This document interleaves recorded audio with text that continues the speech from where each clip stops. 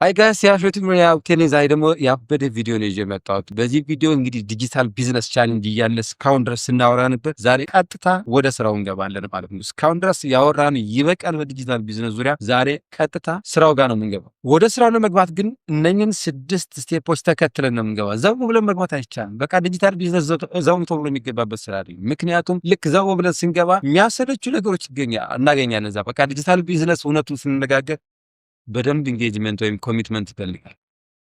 ኮሚትድ ሆነን መስራት ይጠበቅብናል። እንደዛ ካልሆነ በጣም ያሰለቻል፣ ስልቹ ነው የሚያደርገው፣ ያደክማል። በጣም ኮሚትድ ለእሱ ስራዬ ብለን መያዝ አለብን። ምክንያቱም አብዛኛው ሰው ስለ ዲጂታል ቢዝነስም ስለማያውቅ የግድ ከማወቅ ጀምረን ነው። ከዛ ደግሞ ዲጂታል ቢዝነስ ስንል ደግሞ በጣም ሰፊ ነው። የዲጂታል ቢዝነስ ስራዎች ሰፊ ናቸው። ስለዚህ የትኛውን ነው የምሰራ ብለንም እስከ መምረጥ እስከ መቸገር ድረስ ነው የምንደርሰው። ስለዚህ ምንድነው የምናደርገው? ትራክ ይዘን በዛች ትራክ ነው የምናልፈው ስራውን ለመጀመር ማለት 6 ትራኮች ወይ ደግሞ 6 ስቴፖች አሉ። የመጀመሪያ ስኪል ወይም ደግሞ ሴልስ ፕሮዳክሽን የት ከሆናችሁ የሚሸጡትን ፕሮዳክት ላይ፣ ስኪል ላይ ከሆነ ደግሞ የምትሰጡን ስኪል ላይ የመጀመሪያው ስኪል። ምክንያቱም ብዙ ዲጂታል ቢዝነስ በጣም ብዙ ነው፣ ሰፊ ስራ ነው ያለው። ስለዚህ ሰርቪስ ወይም ደግሞ ስኪል ከሆነ መስጠት ይፈልጋችሁ እዚህ ስራ ላይ ምን አይነት ሰርቪስ ወይም ደግሞ ምን አይነት ስኪል፣ ቪዲዮ ኤዲቲንግ ነው፣ ግራፊክ ዲዛይን ነው፣ ራይቲንግ ነው ወይስ ምን አይነት ስኪል ነው የምትሰጡት? እዛ ጋር ለዩ። ትራብል ሹቲንግ ደግሞ ቴክኒካል ከሆነ ደግሞ አይቲ ነው፣ ኮዲንግ ነው፣ ምንድን ነው የምትሰጡት? ከዚህ ትለያላችሁ። አንድ ነው የምንይዘው። በመጀመሪያ ስንጀምር ጀማሪ ከሆነ አንድ ነው የምንይዘው።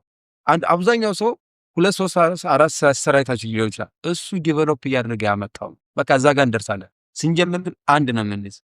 ፕሮዳክት ሴልስ ከሆነ ደግሞ አንድ ብራንድ ያዘው። ለምሳሌ የስልክ ሽያጭ ከሆነ እየሰራችሁ ያለ ምን አይነት ስልክ ነው ያዛችሁ? ለምሳሌ እናንተ ኦዲየንሶቻችሁ ወይም ደግሞ ታርጌት ያደርጋችኋቸው ኦዲየንሶች ምናልባት ታች አካባቢ ያለውን ከሆነ በጣም ኤክስፔንሲቭ ያልሆነ ኮስት ያልሆነ ከሆነ ታች ያሉ ስልኮች እነዛ ስልክ መያዝ።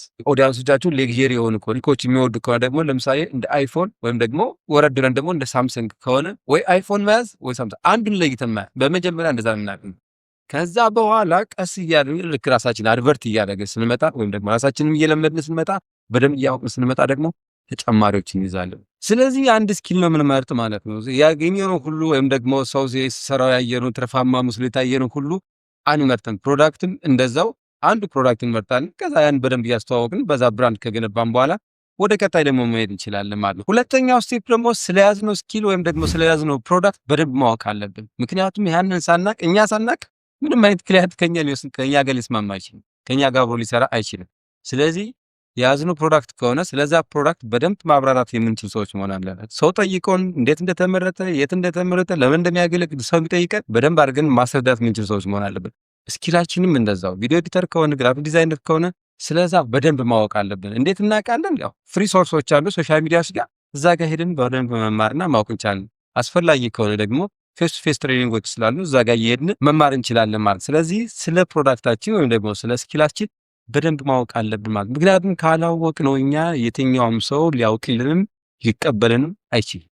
ስለዚህ ስለዛ በደንብ መረዳትና ማወቅ አለብን ማለት። ሶስተኛው ሳምፕል ወርኮችን ማዘጋጀት አለብን። ስለ ስራችን ከሆነ ወይም ደግሞ ለምሳሌ ቪዲዮ ኤዲተር ከሆነ የተለያዩ ቪዲዮዎችን ሳምፕሎችን ማስቀመጥ አለብን። ምክንያቱም አንድ ሰው አንድ ክሊያንት መጥቶ ሊያሰራን ቢፈልግ ሳምፕል ወርክ ካሳየን ሲለን የምናሳየው ሊሆን ይችላል፣ ወይም ደግሞ ራሳችን አድቨርት የምናደርግበት ሊሆን ይችላል፣ የምናስተዋውቅበት ሊሆን ይችላል። ስለዚህ ሳምፕል ወርክ የግዴታ ያስፈልገናል። በዚህ ስራ ተከፋይ ለመሆን የግድ ሳምፕል ወርኮች ያስፈልጉናል። ስለዚህ ሳምፕል ወርክ አዘጋጅ ወይም ደግሞ ማዘጋጀት አለብን። ፕሮዳክት ወይ ደግሞ ሽያጭ ላይ ያላችሁ ሰዎችም እንደዛው የምትሸጡት ሽያጭ ሳምፕል መኖር አለበት። እጃችሁ ላይ የሆነ ሳምፕል መኖር አለበት ግዴታ። ምክንያቱም እናንተን ለመግዛት የሚፈልግ ሰው ቢመጣ የምታሳዩት መኖር አለበት፣ ግዴታ መኖር አለበት። ስለዚህ ሳምፕል ወርክ ወይም ደግሞ ሳምፕል ፕሮዳክት እጃችን ላይ ሊኖር ግዴታ ነው። አራተኛ ሶሻል ሚዲያው ላይ በሰፊው መገኘት አለብን። ሶሻል ሚዲያ ያለውን አቅም አልገባችሁም ጋይስ? ሶሻል ሚዲያ በዚህ ሰዓት በጣም ትልቅ አቅም አለው። ሰዎችን ከስራ ለማባረር አቅም አለው። ሰዎችን ወደ ስራ ውስጥ ለማስገባትም አቅም አለው። ሶሻል ሚዲያ በዚህ ሰዓት ትልቅ ጓደኛችን ሊሆን ይገባል። ቲክታክ ሊሆን ይችላል፣ ፌስቡክ ሊሆን ይችላል፣ ቴሌግራም ሊሆን ይችላል፣ ሊንክዲን አካውንት ሊሆን ይችላል። የትኛውም ሶሻል ሚዲያ ትልቅ ጓደኛችን ልናደርገው ግድ ነው። የሰራኑ ሳምፕል ስራ አለ አይደል? ግራፊክ ዲዛይን ከሆነ ስለ የተለያዩ ግራፊክ ዲዛይኖችን ሰርተን ሊሆን ይችላል፣ ሎጎዎች ሰርተን ሊሆን ይችላል፣ የተለያዩ ፎቶዎችን ኤዲት አድርገን ሊሆን ይችላል። ቪዲዮ ኤዲተር ከሆነ ደግሞ የተለያዩ ቪዲዮዎችን በራሳችን ኤዲት አድርገን ይችላል ለሳምፕል ብለ። ፕሮዳክት ከሆነ ደግሞ እነዛን ፕሮዳክት ይዘን ሊሆን ይችላል፣ እጃችን ላይ ሳምፕሎች ይኖራል። እነዛን ሶሻል ሚዲያ ላይ በደንብ ማስተዋወቅ አለብን። እነሱን ካላስተዋወቅን እዛ ጋር የትኛውም ሰው ጀማሪ ከሆነ ወደኛ መምጣት አይችልም። ምክንያቱም ገና ከስንት ጊዜ በኋላ ድካማን ያደክማል። በደንብ ኢንቨስት ማድረግ አለብን። በዚህ ሰዓት ሶሻል ሚዲያ ኢንቨስትመንታችን ይቀንስ። ሶሻል ሚዲያ ትልቅ ፓወር ነው ያለው ኢንቨስትመንታችን እስከ መቀነስ ድረስ ማለት ነው። ያ ማለት ኢንቨስት አድርገን የምንሰራውን በራሳችን አካውንት በራሳችን ስልክ ከፍተን በራሳችን ኢንተርኔት ስራችንን ማስተዋወቅ እንችላለን በቀላሉ። ስለዚህ ሶሻል ሚዲያ ላይ በሰፊው መገኘት አለብን። የሰራነውን ሳምፕል ወርክ ወይም ደግሞ የያዝነውን ሳምፕል ፕሮዳክት ማስተዋወቅ መጀመር አለብን። ካላስተዋወቅን ሰው አያውቅልን፣ የግድ ማስተዋወቅ አለብን። ምክንያቱም ስናስተዋወቀው ነው ሰው ክሊያንት ወይም ደግሞ ከስተመር ወደኛ የሚመጣ የሚጠይቀን።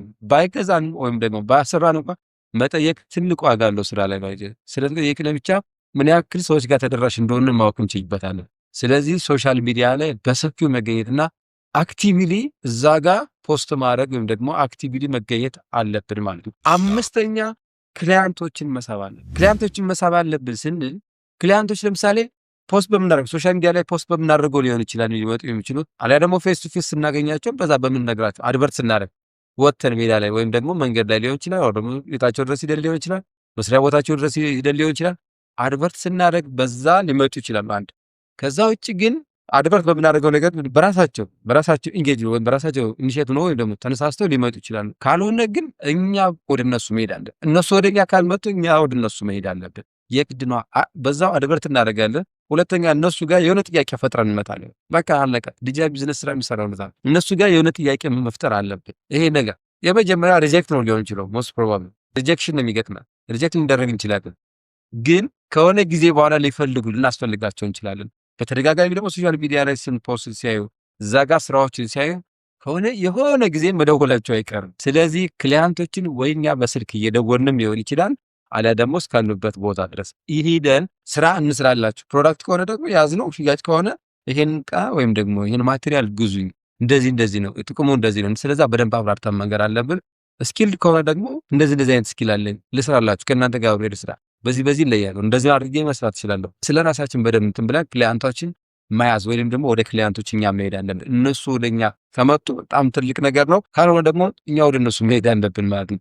ስለዚህ ክሊያንቶችን ማግኘት መቻል አለብን። ስድስተኛና የመጨረሻው ተከፋይ መሆን አለብን። እነኚህ ስቴፖች ይዘን ነው እንግዲህ ተከፋይ መሆነው ከ1 እስከ 5 ያለውን ስቴፕ ይዘን ተከትለን እንመጣና ስድስተኛ ላይ ኦብቪየስሊ ተከፋይ እንሆናለን።